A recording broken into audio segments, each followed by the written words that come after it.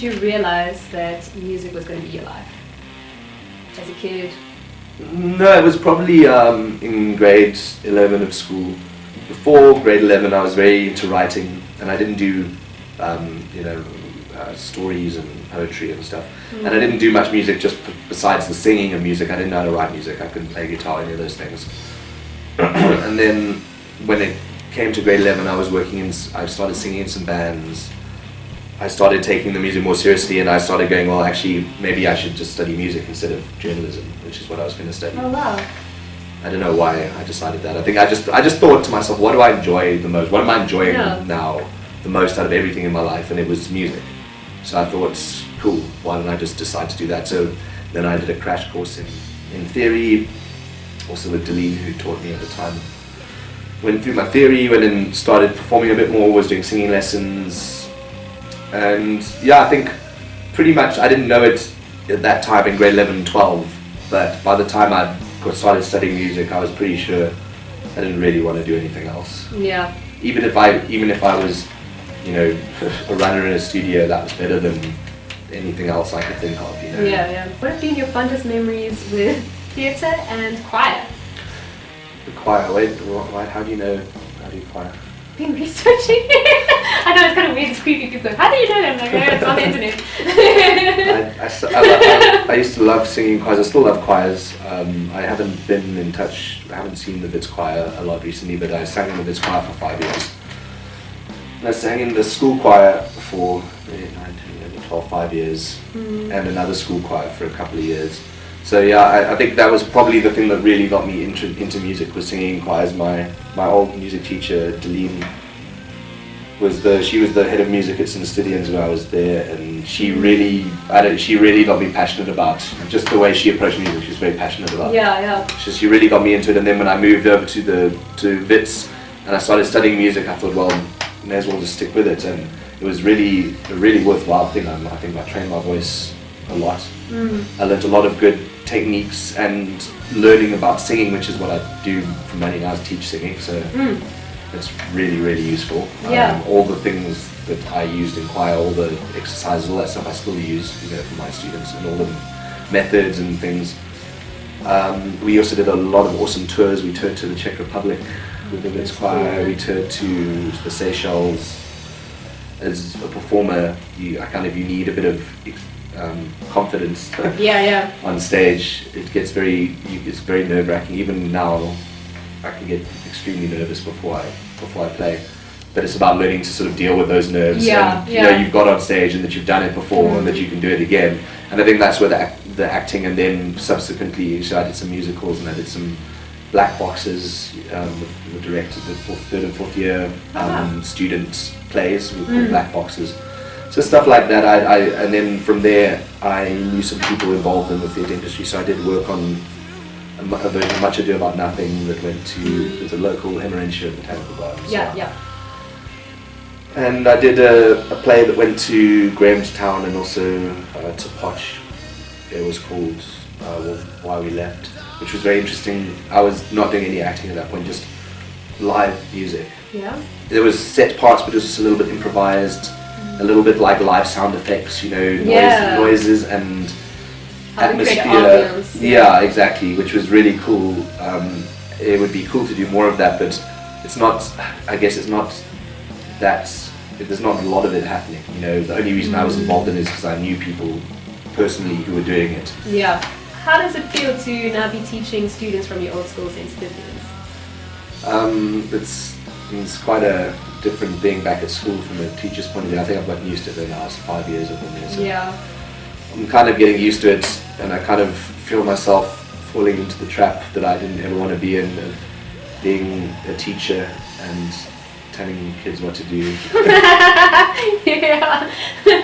But there's, in a way, it's also good. It's very humbling to work and teach where you went to school, in a way, because I kind of can understand what they're going through, and try my best to make it a pleasant, painless experience. Try, but at the same time, you want the kids to work hard, so you have to push them, and you have to sometimes discipline. Get annoyed at them, which is frustrating. And sometimes it's hard when you've been working on certain stuff for a long period of time and you're like, oh, what's going on? Yeah, please just tell me what you need. Yeah. I know one thing you definitely need to focus on is that you need to be dedicated, but you also need to believe in yourself that, okay, it doesn't matter where you are now, you are going to get there, but what, in your opinion, is a good focus to have when you're studying? I guess what you said is quite good. I try not to, obviously practice is, in all aspects is important, whether you're practicing producing or composing or just, ideas or actual physical guitar, piano practice, whatever, is very important. But at the same time, I think it's not the only thing. You need to focus on, like you said, if you always focusing on the small steps to get better, you're just constantly going to feel like you're not making those small steps. Learn to be able to make a lot of mistakes, not be afraid to make mistakes, and especially doing that in front of people. So that's why lessons are good, because you've got a teacher. That's why forcing yourself to do exams, I think, is very important, like Trinity and all that stuff, rock school, and constantly stepping it up, so that's why exams help. That's why performing is very good for me. Like, I always try and keep, perform regularly to make sure that I'm actually playing music. And then the practice helps to advance that. Have an actual physical goal with what you're actually going to do with your music. And that helps to inform what you want to practice. Do I want to be the best guitarist in the world? Cool. I want to make this kind of music. Cool. I need to practice this many hours to be good. Or do I want to play music live that I just enjoy and that maybe isn't the most technical music, but I like playing it? What is your goal at the end of the day? How does it feel to be supervised by Chris Lecture? It's great working with Chris. He's very, very knowledgeable about so many things. He's got his PhD and he's done a bunch of films. He's got his own bands, which are awesome. So I knew of him before I started working with him, but I only got to grips with a lot of his material and his work afterwards, and it's a bit overwhelming at times. I try not to think about it that way. I just try and get the advice I can from him and get his opinions. And I've been saying to him, can you help me with your, I want to know a bit more about the process for you, like how do you, it's probably some of the stuff you've been asking, like how do you sit and write, what are your influences, those kind of things, which we haven't really talked about much yet. Funnily enough, it's been great working with him in the academic field, and I'm very excited now to move on to the more practical, field of composition. What have been your personal greatest challenges and how have you overcome them? One thing that a lot of musicians strive towards is trying to find a job where you can actually get a salary, where this is what I'm doing every month. Myself, I'm still working, my teaching is part-time, so you get paid per hour. All my other work is freelance. That's the hard part, is keeping motivated through that and knowing, finding the next step, as opposed to being like, okay, I give up, I'm going to go do IT, which is probably something I've thought 20 times. It's hard. It's I think that's it. Just keeping motivated is the biggest challenge. And keeping the passion there, because when you lose motivation, then you lose passion, and then you don't want to practice, you don't want to play, you don't want to. You lose hope. No, that's cool. But I think if you're really into music, it's usually a brief. You just can't stay away from it. Brief, week or whatever, where you depressed, and then you're like, well, I may as well just try it again. And then, what is your ultimate music dream? At the moment, my dream would be to work for some sort of production company, ideally a video game company, making music full time for them. That would be first prize. I can't think of anything. That's it.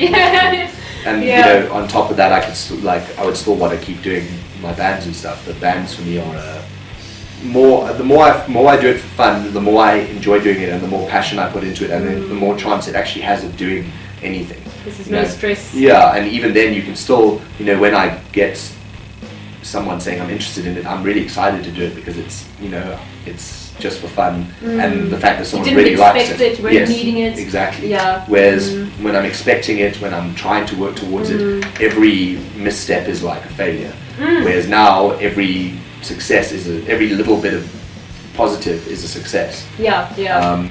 I guess a good wrap-up message is, if you are aiming to work in music or as a musician or of any type, it's all just about, you just got to do it, just keep at it and do it because you want to, because it's taken so long for me to get just a small something, a small little piece of something that feels like it's actually growing, and still any minute it feels like there could be nothing. So it's just if you want to do it because you want to do it, and just keep trying to find new routes and avenues to do it. Don't like I went from wanting to perform to wanting to write music, and now it's come to video game music after like 7 or 8 years, and I'm actually seeing there's so many avenues and routes that you could take. It's not just performing, composing, but it's performing in a theatre, performing for a company that does videos for businesses. I don't know. It can go anywhere. There's so many routes that you can look at, and don't just limit yourself to I want to be I want to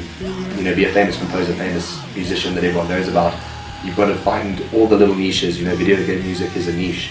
And I feel like that's something that I'm really getting into, because I'm like, wow, there's so much room and so much space for different stuff here, and that's what I just said I like video games. Wait a minute, let me try to do that. If you like, you told me about your meditation stuff. If you like that, you can go look.